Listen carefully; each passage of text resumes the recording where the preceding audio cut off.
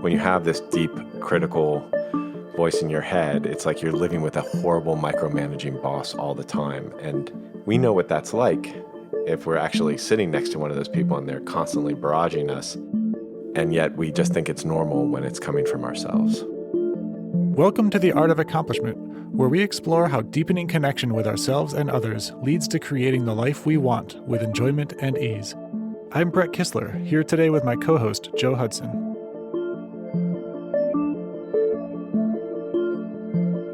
Most of us have a voice in our heads, constantly narrating our experience. Oh, why'd you say that? Oh, she hates it. Okay, get it together. You can do this. Get it together. Okay. Have you ever noticed what yours is like? How it talks to you? How would you feel if someone else spoke to you the way this voice speaks to you? Would you speak to someone else in this way? Today, we're going to explore how the voice in our head influences what we say, do, and feel, and explore how to develop a new relationship with it. Joe, what is the voice in the head? The voice in the head, well, let's make a distinction. There's a voice in your head, which is the thing that you can hear talking to yourself. It's kind of the editor that's constantly happening, that's judging your situation, wondering what people are thinking about you, telling you what to do, telling you how to do it. And I would make a distinction here that there's the voice in your head that is repetitive and the voice in your head that is unique or inspirational. So neurologically speaking, they say that we have about 50,000 thoughts a day that happen. That's the voice in your head. And most of those, for most people, the voice is saying the same thing over and over again. You should lose weight. You should lose weight. You should lose weight.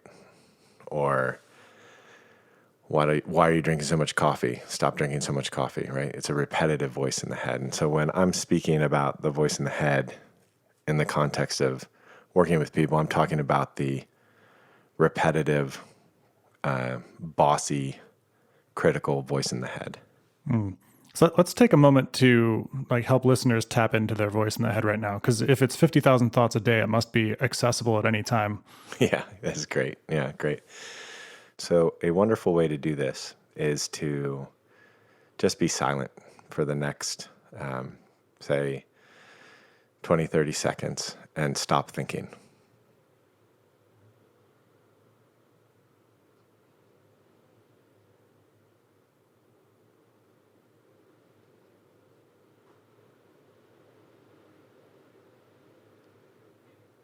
Okay, so in that time period, a thought arose, and maybe the thought was, how long will this silence last, or this is stupid, what makes us do this, or I hope I didn't forget the eggs in the oven, whatever.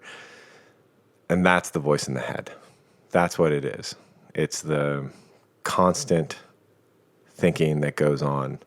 And for most people, it's very auditory. It's very word focused. For some people, it's more somatic. It's more body focused. But grand majority of people, they can literally, it's like they can hear the voice. Yeah, I kind of felt both. As the silence went on, I started to feel a little bit of tension in my body. And then the thought that popped up was like, I wonder how much dead space we should have in a podcast before we lose people's attention. Right. Yeah. Perfect. Right. So both are always happening. There's a somatic, well, that's not exactly true. There's always the somatic experiencing that's occurring. You can't stop that. And then oftentimes there's thoughts that go with it. The tricky part is that the more you become aware of the voice in your head, the more you become aware of what it's saying. So oftentimes when people first get confronted with the idea, they might not think they have many thoughts in their head, and the voice in the head isn't very active. And then the more they pay attention to it, the more they realize it's constantly humming along back there. And obviously there's people who do a tremendous amount of meditation or different practices where the voice in the head is far more silent, particularly the reoccurring voice in the head is far more silent and quiet. And that in itself is an interesting thing because the somatic experiencing hasn't stopped. And so to some degree, it's harder to find the pain that's occurring. The voice makes it much easier to feel that pain or to see the the dysfunction of the way the voice happens, and it's harder to understand it or see it or work with it if it's just a somatic experience. And what I notice is the more you become aware of it, the more sensitive you are to it. The more sensitive you are to it, the more you realize what it's saying and how it's saying it. So a great example of that, I did a ton of meditation and in my earlier years, and a point came along where the voice in the head, cut by like 75%. And I felt like it was gone for a while as far as the reoccurring negative looping thoughts. And over time, I've noticed, oh no, there's still things there that took me a while to notice, like just the thing that's always saying, oh, have you done this? Have you done this? Have you done this? Have you done this? Right? So it's just a matter, like anything, like the more it's subtle till you see it. The more sensitive you become to it, the more you become aware of how much it's affecting your day-to-day, minute-to-minute life. Yeah, and what makes it important or interesting to become aware of it? Like I imagine if I had a roommate in my head just constantly talking to me, ignorance would be bliss. So what makes it worthwhile to start paying attention and noting what it's saying if what it's saying can be so self-critical and distracting? Yeah, there's a couple reasons. One is it's because it's the first step to a different relationship with it. So in my first experience of really becoming aware of it, I was reading a psychology book on Gestalt.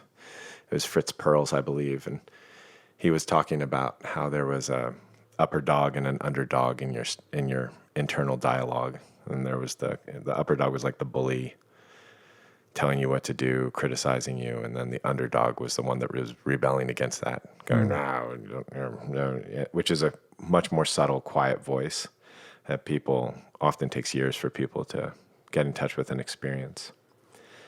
And just being aware of it, and for me in particular, it was the should thing. I think he called it out. He was like, when you tell yourself you should do something, that's the upper dog. Mm-hmm. And just by recognizing it and seeing it every time it came, it just started to become quieter and quieter.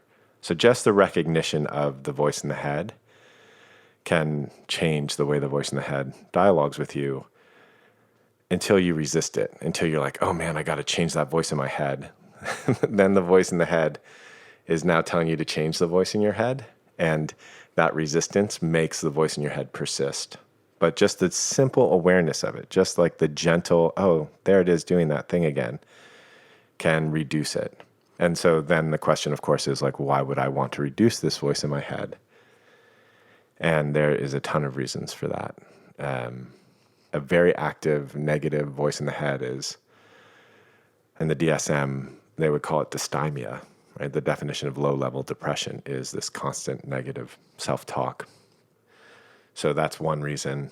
Another reason is because life is just far more enjoyable and sweet when you're not repeating, like when your consciousness isn't a horrible boss, right? So on one level you said like, oh, what if my roommate was all that? I'd rather just not hear them.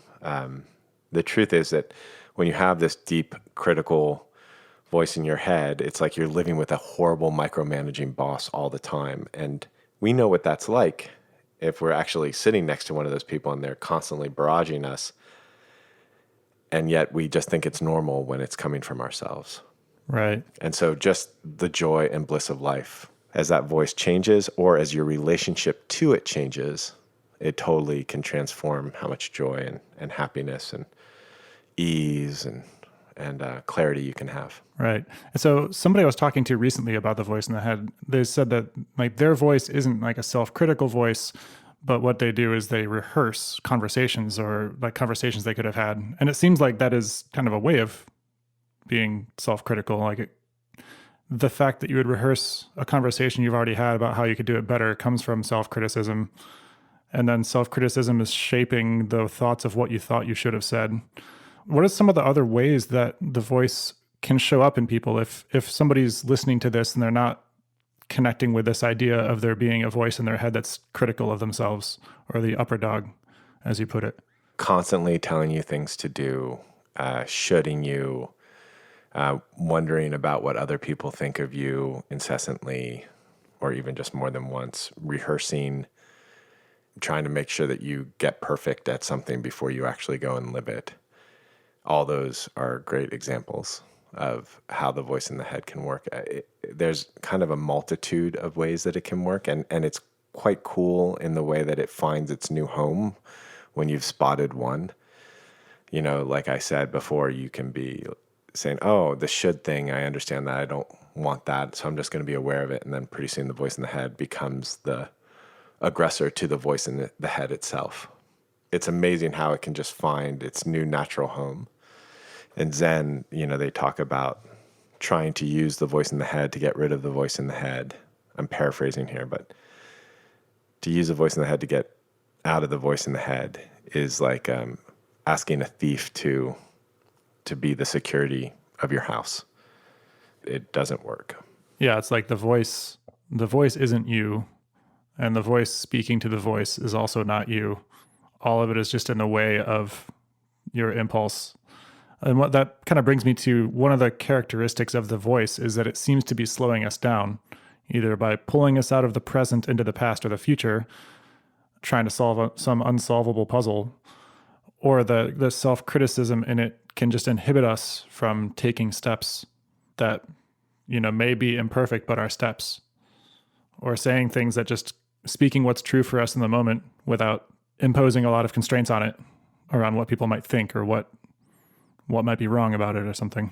Yeah, I mean, just a great way to think about this is, so your voice in your head has worried about how some future thing's going to go, maybe a job interview or maybe a first date, whatever. And if you think about all the worrying that you did and all the scenarios that it went through and all the things you thought you were going to say and all the ways you were going to behave, like how much of that was actually pertinent? How much of that was actually useful energy? How much of that actually helped you prepare? And how much of it just did nothing? It was just a waste of time. And how much of it actually hurt, right? So I see oftentimes when people are rehearsing things over and over and over again, it builds up such an anxiety around the actuality of the thing happening that they're not there and present with what's occurring in front of them when the time to rehearse is over. Right. Yeah. And my experience of that is it also sets you up for major disappointment and like a shame spiral after the conversation doesn't go anything according to your rehearsal. Yeah. I mean, that's a characteristic of the voice in the head actually, is to create the reality it's trying to avoid. Give an example of like a perfectionist, right? And having the voice in the head trying to convince you that you need to be perfect about something. And that incessant nature makes it very hard to even do something really well, right? That's why you see so many artists get hooked on heroin or alcohol or anything to just silence the voice in their head so that they can be in that flow state, so that they can create their best work. It's no different than doing a PowerPoint presentation or making a speech or having a great first date. It's about being present in the moment and being true to yourself in that moment. Yeah, and then like in a even more diffuse way, just sitting down and like looking at a blank page or a blank canvas and feeling that like just that slight negative emotion of like, whatever my first brushstroke is about to be is going to be wrong. Like whether or not that's even a voice, that's like I've always felt that present in anything that I'm doing to some extent, and most of the time just didn't notice it, and many times just didn't take action on things that I wanted to do or would have loved to have done, but just didn't notice that I didn't do them because I avoided feeling that feeling, and then I avoided feeling that I had felt that feeling, and that's why I didn't do the thing I wanted, and then justified it for some other reason. Oh, I just didn't have time. And that's a great example. So it could just be a feeling. Then if you stop and you say, hey, what's the message behind that feeling? Then you'll be more aware of the voice. And oftentimes, for different people, they'll be more aware of the feeling or more aware of the voice. And they're often in concert. And the voice can be really subtle in thought, or the feeling can be seemingly very subtle, just like the voice can seemingly be very subtle. So what's the way when you start noticing this voice and you just start paying more attention and noting it, what are some tips for not getting into a resistance battle with it? but also not buying into everything it says, which I guess is what we do by default when we're not noticing there's a voice. Yeah, right. That's the thing. The thing about having no awareness of the voice and it's happening, even in, this moment I have awareness of the voice happening and this moment I don't, is that when we're not noticing it's happening, it's far more likely to control what we're doing. So that's, I think, a really good point that you just made. As far as how there's so many ways, there's a plethora of ways of working with the voice in your head. So one whole category of ways to work with the voice in your head is just to ask how you relate to it, right? So voice in the head says, oh, you should have done better in that project, right? So some ways to relate to it would be, okay, fine. And then kind of like a subtle fuck you in response to it. And another way to relate to it is, oh, I see that you really care that I do a good job, and I would love to ask you to use better management techniques with me. Another way to deal with it is to practice silence, and another way to deal with it is to love it. Another way to deal with it is to tickle it. Another way to deal with it is to really, really get in a massive fight with it and then see what happens when you're exhausted from that fight. The main thing here that I really recommend is to play and to experiment, right? You think that oftentimes the underlying assumption is that there's this voice, A, it's never going to change, and B, there's nothing I can do about it, and C, it'll always be there. And well, what if it's like, I'm just going to do a series of experiments with the voice in my head. I'm just going to play with it in different ways. I'm going to laugh at it hysterically one day, and I'm going to just notice it another day, and I'm going to love it the third day. Right? So there's so much flexibility in it. But there's something in our system that is so scared of having that voice in the head go away or to change that it convinces us that we have no flexibility or no options around the voice in the head. When I've heard other people describe this in other books or other work, and there's even a little bit of in this conversation, is that there's this assumption that the voice itself is not valuable, and that it'd be better if we didn't have it. And here's a bunch of strategies to get rid of it. But I'm curious, what value is there in that voice? Because often the self-criticism that I experience of like how I could have done something better is real. It's just that I feel shame that I didn't do it that way the first time. But I actually could have done better, So it's like maybe the voice has something valuable to say. There's a way of looking at the voice in the head, of hearing it and hearing the intention behind what it's saying, and that's almost always valuable.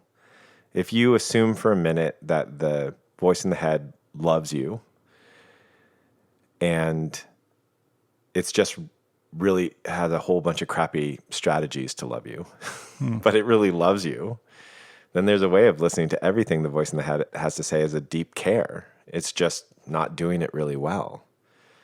Right? It's just not, like, if I told you, wow, you're messing up this podcast. You're messing up this podcast. Hey, you're messing up this podcast. And yes, look, you're still being silent. You're messing up this podcast. Why aren't you saying something, Brett? You're messing up this podcast. Like, that's not going to make a great podcast. But the deep care behind that is, oh, it really wants you to be successful. And so getting in a war with the voice in the head is like, you can't ever win that. The question is, what's the relationship you want with it? Mm-hmm. Like, another cool thing to think about is that oftentimes the voice in the head is talking to itself more than it's talking to you. I'm going to let that one sit for a second, right? It's like it's almost projecting onto you. When the voice in the head is saying, you're messing up this podcast, you're messing up this podcast. Well, is it you or is it the voice in the head that's messing up the podcast? Yeah, there's something interesting in that where the voice in our heads often seems to map onto an actual person in our history or some blur of many people in our history that were caretakers or parents or teachers. Yes. Like a lot of the things that I say to myself in my head are things somebody else might have said to me in the past. And so I've just internally learned to say it to myself first before somebody else does it, Yeah, that's part of the care that it has is it's trying to keep you out of trouble. It's trying to keep you from not being insulted, from not being chastised, to not having to feel, the way it felt when you were 3 years old and being chastised. And so it's absolutely, it often mimics very important figures in our life, or it's reacting to very important events in our life. And that's definitely how it goes, which is interesting because oftentimes if, we had, let's say, a really critical mom and the mom just constantly criticized us, at some point you're just like, you're full of it. You don't know what you're talking about. But you don't question your head that way, right? So if your mom constantly is like, you should shave more, you should shave more, you should shave more, you're like, yeah, you're full of it. You're the wrong generation. You don't know. But if the voice in your head says, you should shave more, you should shave more, you should shave more, then you're like far more likely to buy into it. But it's not even, you didn't even choose to program it. You didn't even choose what reality it agrees with. That was chosen for you, and yet humans constantly believe what's going on in the voice of the head, which is another way to relate to it, is to actually see through the false logic of the voice in the head. The voice in the head is always contradicting itself. It's like, you were too cocky there, you were too humble there, you spoke too much, you didn't listen enough, you listened too much, you didn't speak enough. If you really start looking at how the voice in the head operates, it doesn't give you actually a place to succeed often. There's no way out. There's a problem with everything. And yet we still buy into it. So to really look and find out that there's a little bit of untruth in everything the voice in the head says, everything the voice in the head says, and to find that, it gives you a lot of freedom and perspective from the voice in the head itself, the reoccurring negative voice in the head. But what about the truth in it? Like, what about the times where if I did say the thing that I thought of saying, that I might have lost a client or lost a partner or angered somebody or gotten judged? Like, how much of it is untrue and how much of it is true? Yeah, this is an interesting question, right? So let's say you've done something that insulted a client. And let's say the best thing to do is to say, hey, I'm really sorry about that. I did that. It's not what I wanted to do. It's not how I wanted to be with you, and I apologize. And then that thing that you did wrong can build trust, can actually make your relationship deeper. If you're in your head saying, wow, you screwed it up with the client, and that, say, happens once, then it's not a reoccurring negative thing, and you immediately take action on it, then whatever's happening it's an effective, efficient cycle, right? But if you're saying it multiple times and doing nothing about it, or you're saying it 20 times and then doing something about it, that is not an efficient cycle. That's just self-abuse. There's no need for that. It doesn't make you happier. It doesn't improve the relationship. It doesn't make them happier with you. It doesn't build trust. None of that. It doesn't add anything there. So the important thing is that it's reoccurring and it's negative self-talk. Yeah. Something I notice is when it's reoccurring, there's often some kind of double bind. There's like, oh, like I really screwed that up. What I need to say is this, but I already said the other thing and I can't go back on my word, or blah, blah, blah, blah. And now there's sort of a fight between the different versions of the voice. Yeah, exactly. Like, how efficient is that? Right. Like, how is that helpful? Exactly. And there's a wisdom to it. And it's like, oh, well, what is it that you want? Oh, I want a better relationship with them, and I don't want to look like I'm inconsistent, and I want to be respected by this person. And if you get in touch with that and you just name that, it's actually, particularly in like a view frame of mind, it's like amazing to say, oh, hey, wow, I noticed that I was inconsistent here. It's not how I want to be with you. And I also noticed that I'm having a hard time saying that I was inconsistent because I'm scared you're going to look at me this way or this way. But it's more important for me to be in my integrity than to, try to look good in front of you. And so I apologize. And how can we proceed to build trust from here? When the voice in the head is abusing you like that, what's occurring is you're creating fear in your system, right? It's creating anxiety. And then that anxiety, it makes you think in a binary way. I either apologize or I don't apologize. It doesn't give you the whole vast array of opportunities in front of you at any moment. And it also, that anxiety also puts it so that you have like a false end where you're like, the only moment you can see to is that moment of apologizing or not apologizing. You're not seeing like the whole relationship and how it can get better over time. And so that abuse, that self-abuse turns to anxiety. The anxiety prevents us from learning. The anxiety limits our options, the options we can conceive of. The anxiety stops us from seeing past a very particular moment. And that's another reason why an abusive voice in the head is not effective. The thing you just said, like that scenario where you were just speaking to the client, was beautiful. And I could imagine being, and this has happened before, where I'm like, what would Joe say? And I'm like, I can't come up with what Joe would say. And I'm like, oh. Or like, what would I say if I was speaking so clearly from my truth that I don't feel like I have access to because I'm under barrage from all these different voices, and then nothing gets said. And so there's a thing you said to me the other day, which was like, life is really great once you realize you're already wrong. Right. Yeah. Yeah. There's another thing, so what I did when I said, what is it that I really want? And then I spoke the want.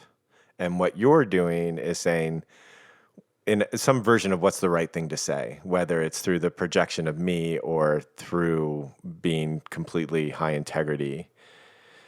And so doing the right thing, trying to make it right, is part of the anxiety. Yeah, that is the voice. That's what the voice is trying to do. It's trying to make you right. Exactly. And that's fear of being wrong. And that's how the voice gets more and more subtle. Right? Because it sounds like a great thing.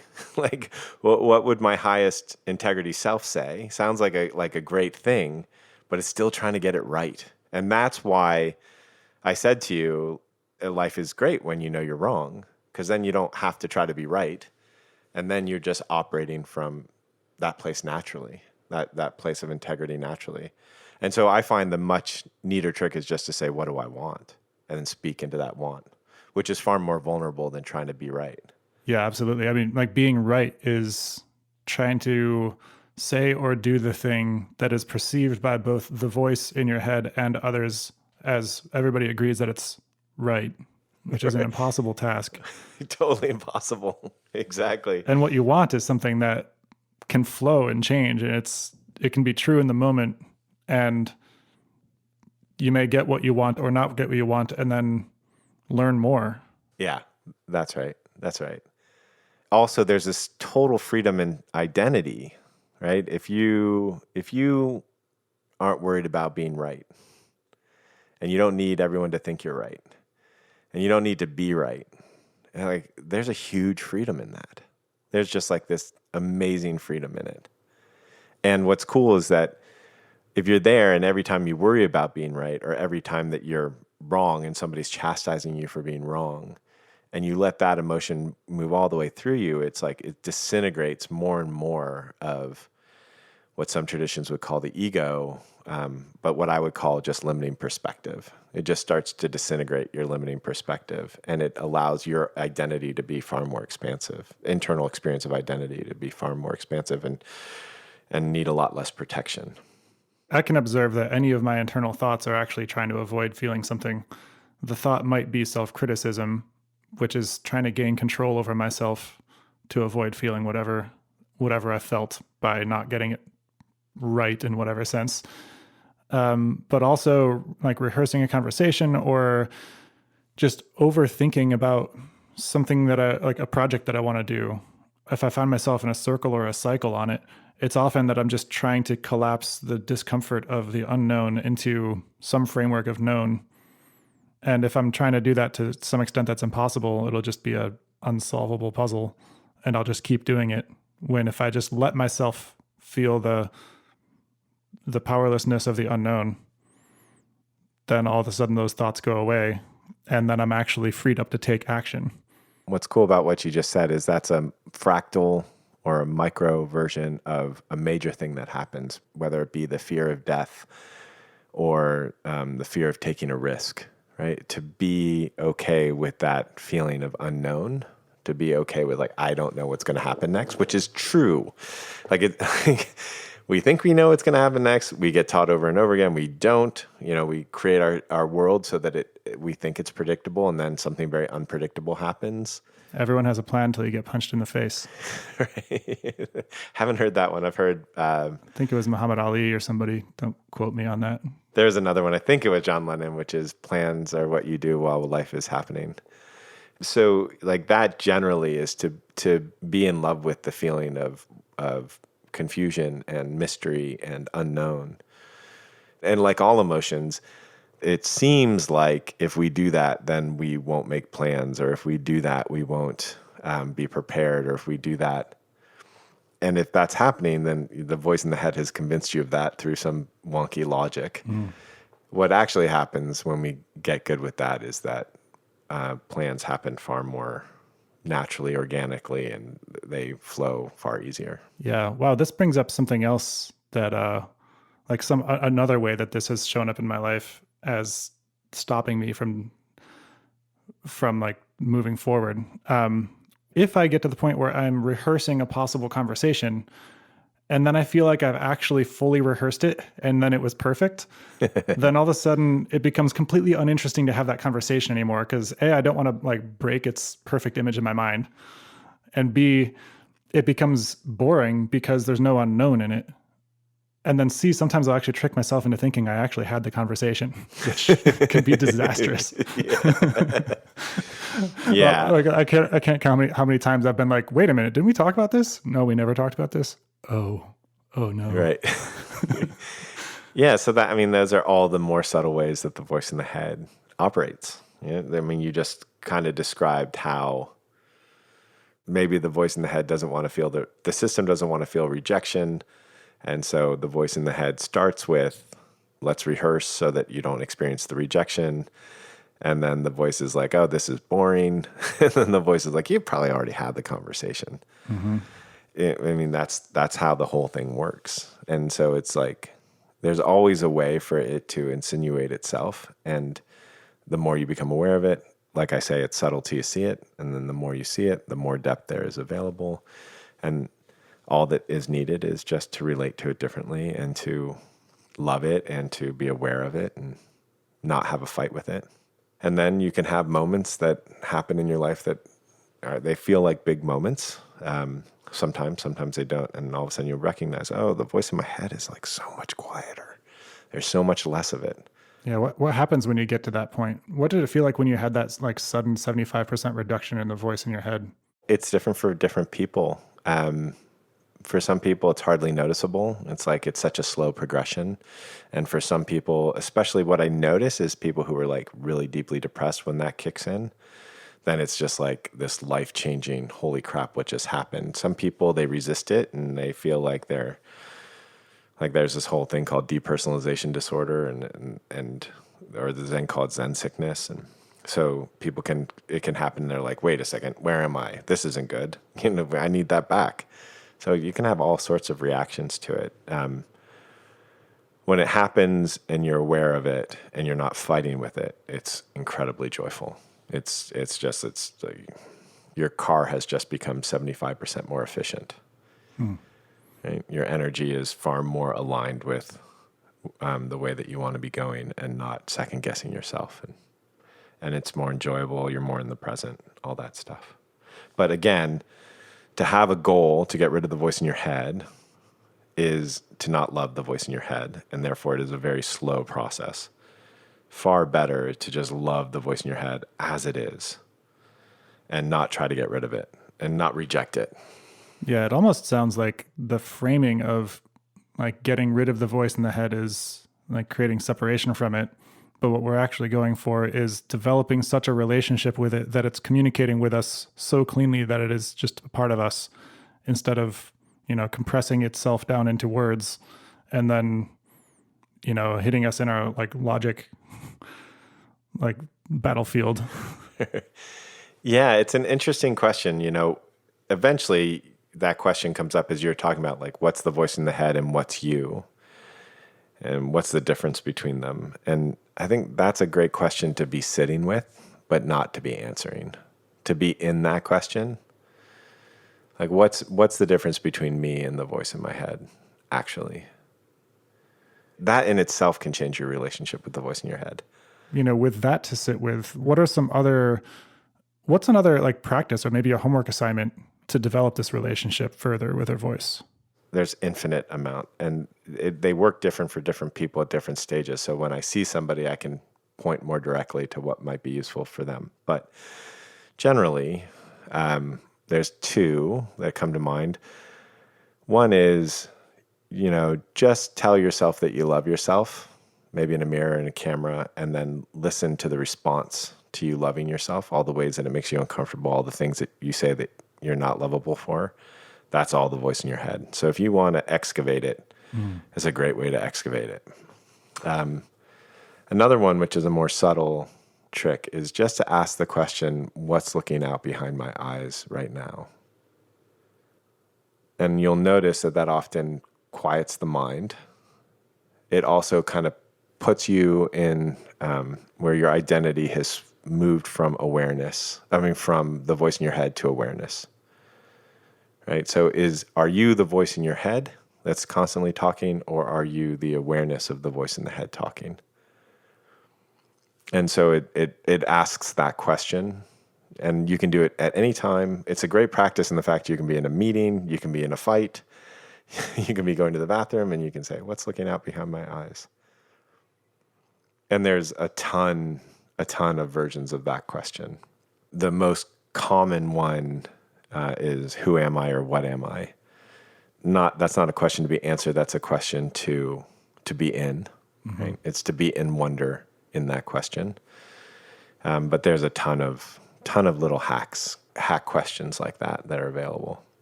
But I'd say start with one of those. Yeah. What about journaling?